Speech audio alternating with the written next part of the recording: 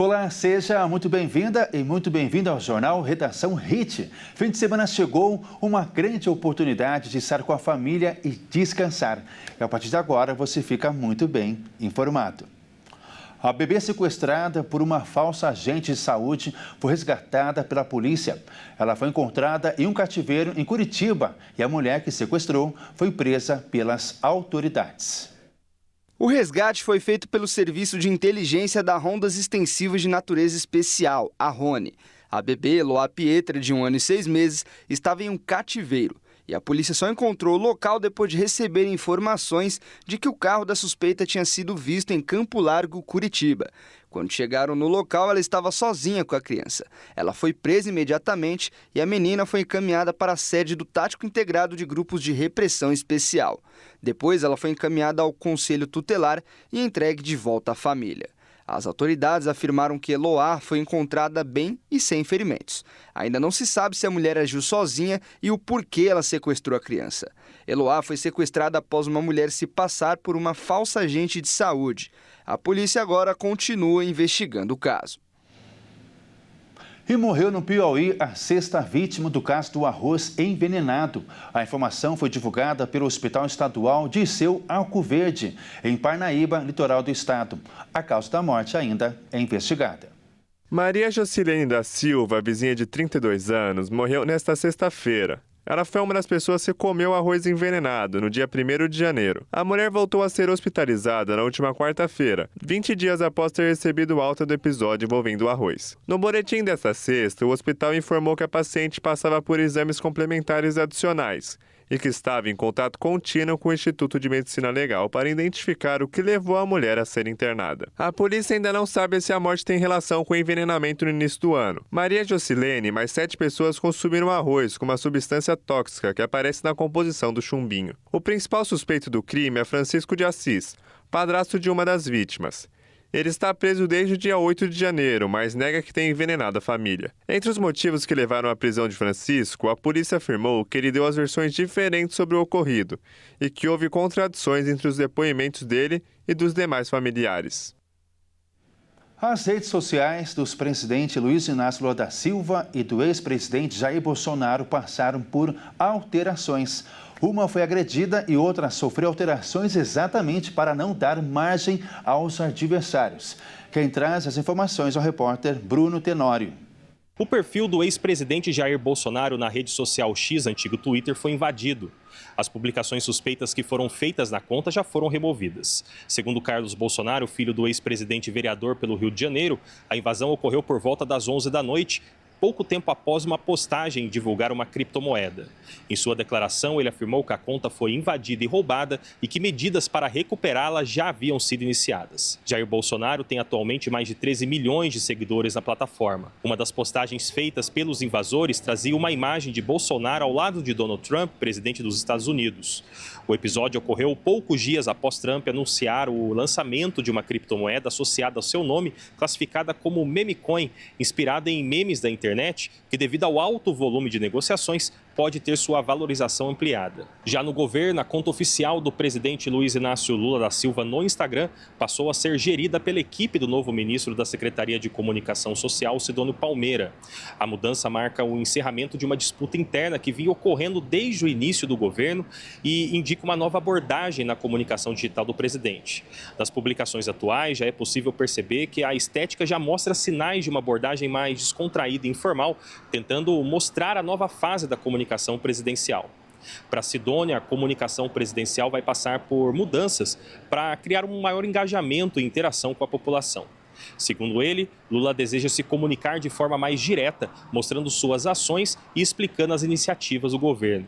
A gestão das redes sociais de Lula vinha sendo motivo de impasse dentro do governo. Até então, a gestão era dividida entre o fotógrafo oficial do presidente e a primeira-dama Janja da Silva. Anteriormente, as postagens uniam agendas oficiais com conteúdos mais informais, mostrando o cotidiano presidencial na Granja do Torto, no Palácio da Alvorada. Com a nova configuração, a equipe de Sidônio Palmeira assumiu o comando total das postagens com o objetivo de criar uma linha de comunicação mais estruturada e planejada. Apesar das mudanças, aliados do ministro garantem que não há intenção de afastar membros da equipe anterior. Além das redes sociais, a comunicação também pretende levar Lula às ruas para mostrar obras e iniciativas em diferentes regiões do país. A cada 7 minutos, uma mulher é vítima de perseguição com violência no Brasil. Um crime que pode ter consequências graves, como a que aconteceu em Mato Grosso do Sul. Quem traz as informações é o repórter Wellington Pael. A mulher de 23 anos, vítima de tentativa de feminicídio, segue internada em estado grave no Hospital da Vida, aqui em Dourados, no interior de Mato Grosso do Sul, onde esse caso aconteceu. O acusado, que está preso e chegou a confessar o crime ao SIG, o setor de investigações gerais da Polícia Civil, é Luan Gondim de Souza, de 22 anos, o ex-namorado dela. Ele teria visto através de uma rede social que a vítima estava com um novo namorado, Wanderson Rainan Ferreira da Silva, de 24 anos, em um bar movimentado da cidade. Ele então pegou uma moto, desceu no estabelecimento e foi direto na mesa onde estava o casal e atirou. Wanderson morreu na hora e a mulher foi encaminhada para o atendimento médico. Um ponto que chama bastante atenção neste caso é que a ex-namorada já tinha uma medida protetiva contra Luan. Ela procurou a Polícia Civil em Itaporã, uma cidade vizinha aqui de Dourados, para denunciar que ela vinha sendo perseguida por ele, que não aceitava o fim do relacionamento e vinha inclusive fazendo ameaças. Ele, que já vinha proferindo ameaças também no ambiente online para ela, obteve ali informação ou conseguiu acessar a rede social dela e viu que ela postou uma foto junto com outro rapaz, que em tese era o que ela vinha se relacionando há poucos dias, semanas.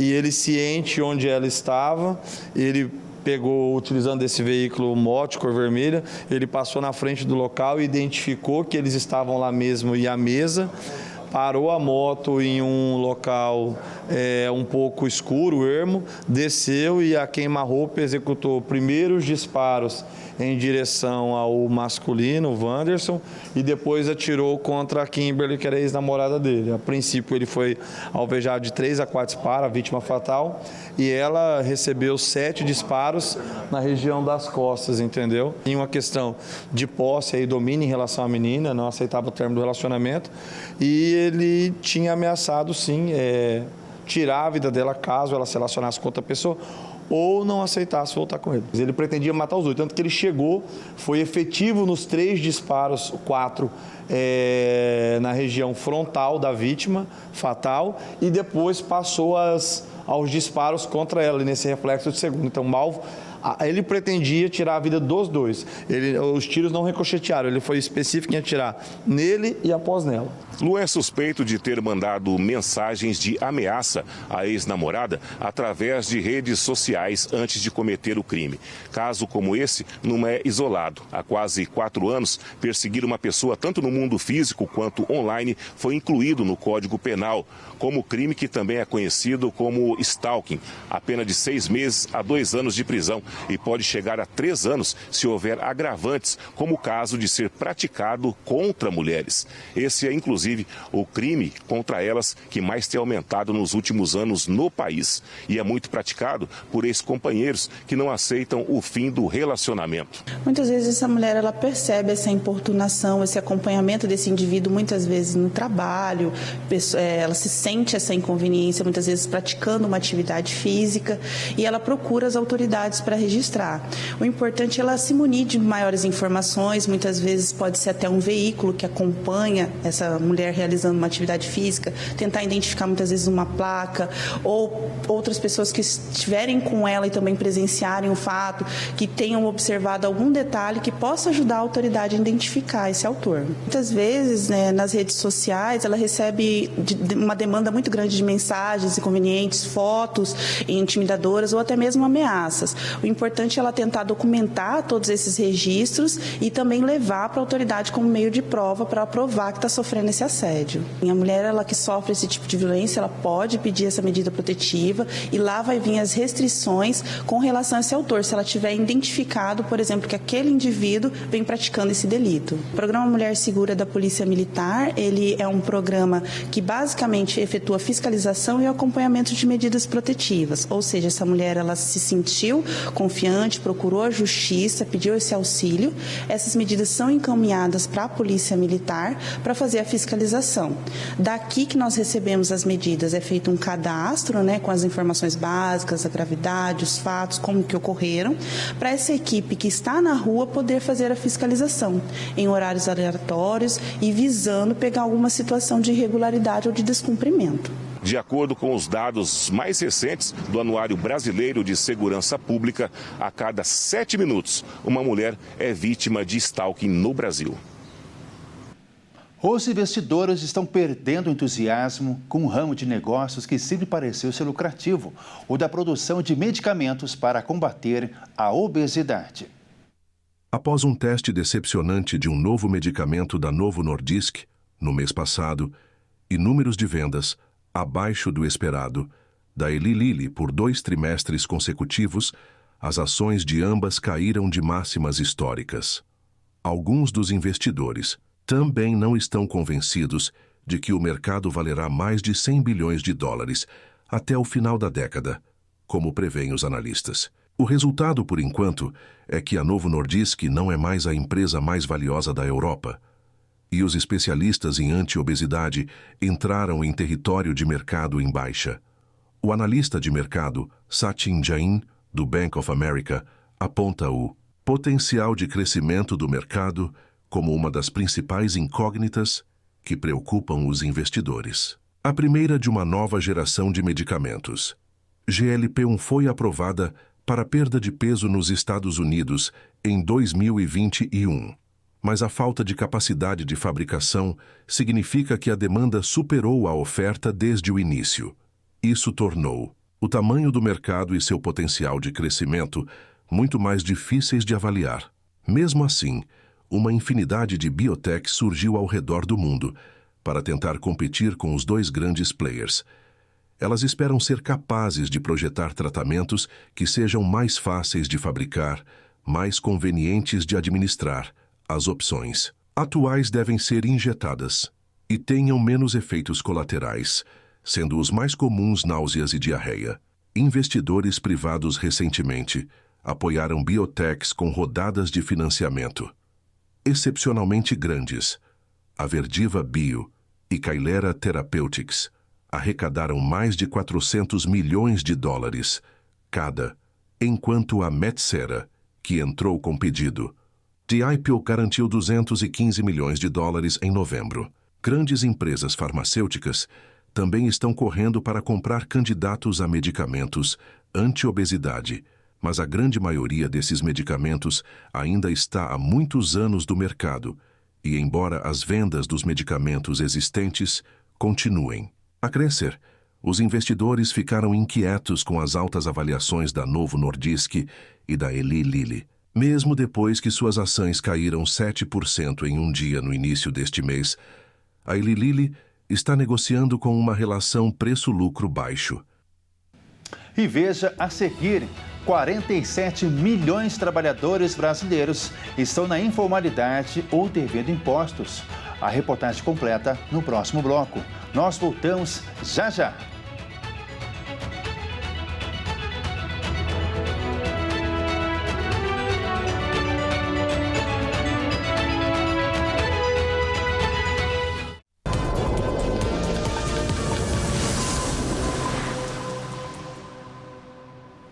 Estamos de volta com Redação HIT. E 47 milhões de trabalhadores brasileiros estão na informalidade ou devendo impostos. Foi por isso que, segundo o IBGE, a notícia da ampliação da fiscalização dos valores informados ao fisco gerou temor dos microempreendedores, que devem à Receita. Depois que a Receita Federal informou que o valor informado ao fisco seria ampliado, surgiu uma onda de fake news sobre uma suposta taxação do Pix. Isso gerou uma tensão entre os trabalhadores, principalmente os que atuam na modalidade informal. Um dos principais motivos dessa tensão foi o alto número de microempreendedores devendo impostos aos estados e municípios. O secretário da Receita Federal informou que o motivo da ampliação não foi de multar os pequenos empreendedores. De acordo com o analista da LCA Consultores, A fiscalização das movimentações financeiras dos contribuintes faz todo sentido para o governo, pois há metas para as contas públicas que ele precisa atingir. Para 2025, por exemplo, o objetivo é zerar o rombo fiscal. O órgão possui há décadas informações sobre as transações financeiras dos contribuintes que operavam com grandes bancos, que nos últimos anos têm se concentrado principalmente no Pix. O chefe da Receita Federal explicou que o órgão está atrás na realidade de pessoas que tentaram ocultar a origem ilícitas do dinheiro movimentado, que muitas vezes tem origem de crimes como lavagem de dinheiro e ligação com o crime organizado. Hoje no Brasil, cerca de 38% da população ocupada é formada por trabalhadores informais. Você já vacinou o seu filho? Com retorno às aulas, será necessário comprovar se as crianças e os adolescentes estão com a vacina em dia. Quem traz as informações é a repórter Ana Gomes. Você sabia que não vacinar o seu filho pode trazer sérias consequências e até multa? A obrigatoriedade de apresentar a carteira de vacinação de crianças e adolescentes nas escolas públicas e privadas de Mato Grosso do Sul foi adotada ano passado e continua em 2025. Perder a guarda, sim, pode acontecer de que os pais sejam responsabilizados por conta da não vacinação. O Estatuto da Criança e do Adolescente, no seu artigo 14, ele determina que se os pais não cuidarem, não zelarem da saúde dessa criança, elas podem ser multadas no valor de 3 a 20 salários mínimos. E esse valor pode ser dobrado no caso de reincidência. A exigência de apresentar a carteira de vacinação nas escolas resultou em um aumento significativo na cobertura vacinal do Estado. Cuidar da saúde dos filhos é responsabilidade dos pais, independente de possíveis divergências. Existem crianças que são sensíveis à vacinação, outras crianças que não. Isso tem que ser observado, mas o que determina a lei, tanto a Constituição Federal quanto o Estatuto da Criança e do Adolescente, que os pais eles têm obrigação legal de preservar a saúde dessa criança. O atestado de vacinação poderá ser emitido em qualquer unidade básica de saúde ou unidade de saúde da família. O documento deve ser entregue na escola no ato da matrícula. Vale lembrar que imunizantes de rotina, assim como o da Covid-19, seguem disponíveis pelo Sistema Único de Saúde para toda a população. A superintendente de Vigilância em Saúde de Campo Grande diz que o ideal é se antecipar. Quem está com as vacinas atrasadas é só procurar uma unidade de saúde para deixar tudo em dia. Chegando na unidade de saúde, baseado na faixa etária que a criança apresenta, ele vai fazer a análise daquela carteirinha de vacinação, vai ver se está em dia. Estando em dia, ele vai emitir o certificado. Se tiver faltando alguma dose de reforço ou não completou o esquema vacinal de alguma vacina ou já está naquele período que ele precisa tomar uma determinada vacina, o vacinador da sala de vacina já vai fazer. O comprovante ele não proíbe a pessoa de fazer a matrícula, né? A escola não exige ele como um ato obrigatório. Porém, ela dá um prazo para que o pai ou responsável consiga a emissão daquele certificado. De acordo com o Núcleo de Apoio Especial à Saúde do Ministério Público Estadual, desde a implementação da normativa em 2024, 40 mil doses a mais foram aplicadas em relação ao ano anterior. O ano letivo geralmente é o período, né, onde a gente tem as escolas entram em funcionamento, as salas de aulas estão lotadas de criança, o risco de transmissão de doenças imunopreveníveis também é alto, por isso que é muito importante que pais e responsáveis já busquem as unidades de saúde com antecedência, verifique se a carteira de vacinação do seu filho está em dia e leve todos os documentos certinho para poder fazer a matrícula.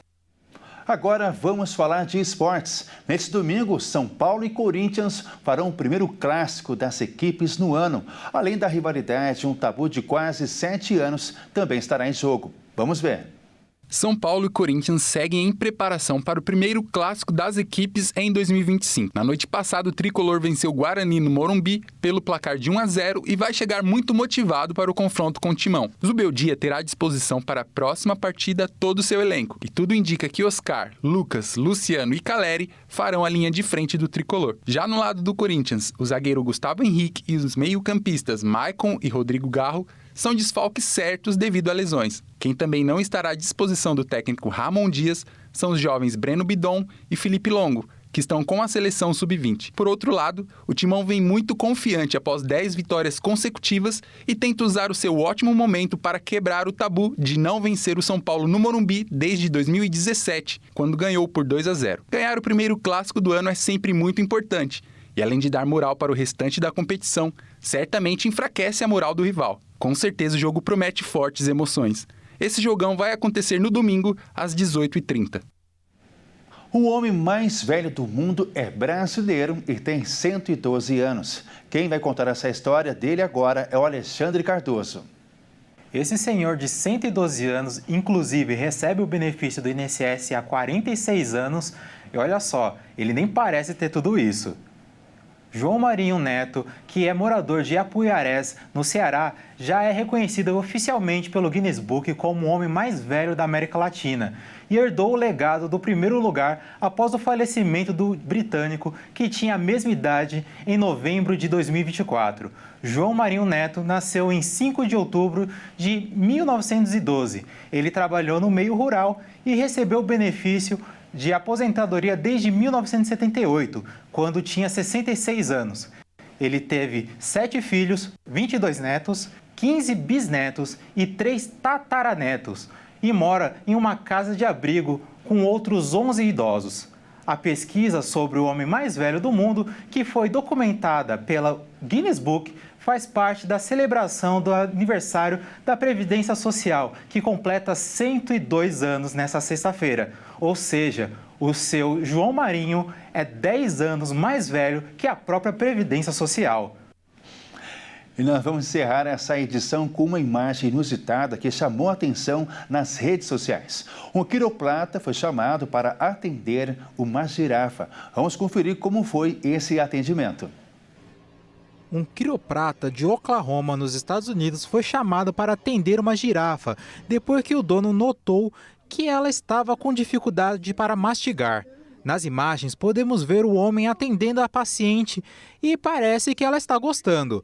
Segundo o quiroprata, ser capaz de trabalhar em uma girafa é o sonho de todo profissional da quiropraxia, já que é o maior pescoço do mundo.